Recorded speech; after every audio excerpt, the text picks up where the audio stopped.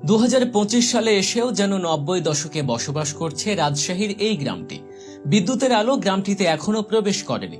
এখানেই সন্ধ্যা নামার সাথে সাথে পাখিদের সঙ্গে মানুষরাও ঘরে ফেরে। গ্রামটিতে নেই অটোরিকশাও, প্রয়োজন হলে এখানকার বাসিন্দারা এখনো গরুর গাড়ি ব্যবহার করেন। 90 দশকে ফিরে যেতে চাইলে গ্রামটি থেকে ঘুরে আসতে পারেন আপনিও। ভারত ঘেঁষা এই গ্রামটির নাম চর খিদিরপুর। যতটুকু জানা যায়, বিদ্যুৎ বলতে সেখানকার 2-4টি বাড়িতেই কেবল সৌর বিদ্যুৎ আছে। এখনো রাতের বেলা গ্রামটিতে জ্বালাতে হয় হারিকেন। রাস্তায় নেই কোনো অটোরিকশা। গরু অথবা মহিষের গাড়িতে যাতায়াত করেন স্থানীয়রা। এমনকি গ্রামটিতে ঠিকমতো মোবাইলের নেটওয়ার্কও পাওয়া যায় না। তাই গ্রামের বাসিন্দাদের সারাদিন কাটে প্রকৃতির সাথে।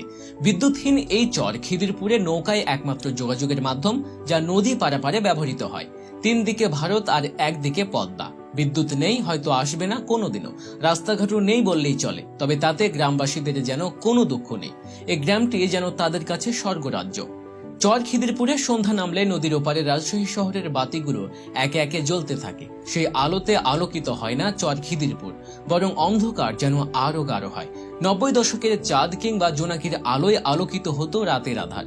নানি দাদিরা সে সময় উঠোনে শীতল পাটি বিছিয়ে রূপকথার গল্প শোনাতেন। ফেলে আসা 90 দশকের সময়টা ছিল এমন, যেখানে মায়া মমতায় ঘেরা সময় কাটত সকলে। সবাই মিলে গল্পগুজব কিংবা আড্ডা সবকিছুই হতো এক ছাদের নিচে। সবাই মিলে ঘুরতে যাওয়ার কিংবা বসে গল্প করা ছিল হর হামেশার ঘটনা। সেই সময় সুপারি গাছ থেকে একটি পাতা পড়লে এলাকার শিশু কিশোরদের মধ্যে কে আগে ধরবে তা নিয়ে লেগে যেত হুলস্থুল। যে আগে ধরতে পারত পাতাটি তার। তারপর ওই পাতার এক পাশে একজন বসত, বাকিরা টেনে নিয়ে ঘুরিয়ে ফিরিয়ে চালাতো। এভাবে পাতাটি নষ্ট না হওয়া পর্যন্ত খেলাটা চলতেই থাকতো। আগেকার সময় বাবা কিংবা চাচারা বাড়িতে অনেক সময় দিতেন। কেউ হয়তো অফিসে চাকরি করতেন, কেউ আবার মুদি দোকান কিংবা কৃষি কাজে ব্যস্ত থাকতেন। তবে সকলেই যার যার কাজ শেষে সন্ধ্যার আগেই বাড়ি ফিরতেন। এসে সন্তানদের পড়াতেন। রাতের খাওয়া দাওয়া হতো গল্প আড্ডার মধ্যে। এরপর রাতের নিস্তব্ধতাকে বরণ করে সবাই ঘুমিয়ে পড়তেন রাত 9টার মধ্যে।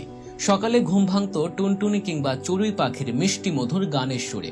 অবসর সময়ে পাড়ার সমবয়সী মহিলারা খোশ গল্পে মেতে উঠতেন। এই সবকিছুই আজও চর খিদিরপুরে চলছে। সেখানে সময় যেন এখনো 90 দশকেই থমকে আছে, যেখানে আজও মানুষ জোনাকির আলোতেই পথ চলে। গ্রামের এক প্রান্ত থেকে অপর প্রান্তে দূর দূরান্তে দাপিয়ে বেড়ায় শিশু কিশোররা। বিনোদন বলতে সেখানে নেই কৃত্রিম কোনো মাধ্যম।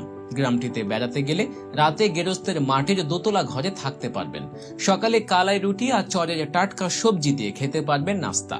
গোহালে আপনার সামনে গরুর দুধ দহন করে তা আপনাকে গ্লাসে পরিবেশন করা হবে। যান্ত্রিক জীবনের চাপ থেকে 2-4 দিনের জন্য ছুটি নিয়ে ঘুরে আসতে পারেন সেখান থেকে। রাজশাহী শহরে গিয়ে